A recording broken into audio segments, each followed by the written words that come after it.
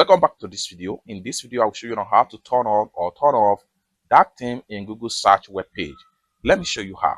The very first thing you want to do is to go ahead and type in whatever you are searching for in Google right here.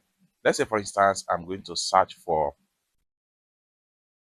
desktop, and I click on search. In a few seconds, you're going to see the result for desktop, and everything here is in light theme. Let's say, for instance, we want to switch this Google search result here. We want to switch it back to dark theme. How do we do that? Go ahead and scroll down all the way down to the last part of the search result.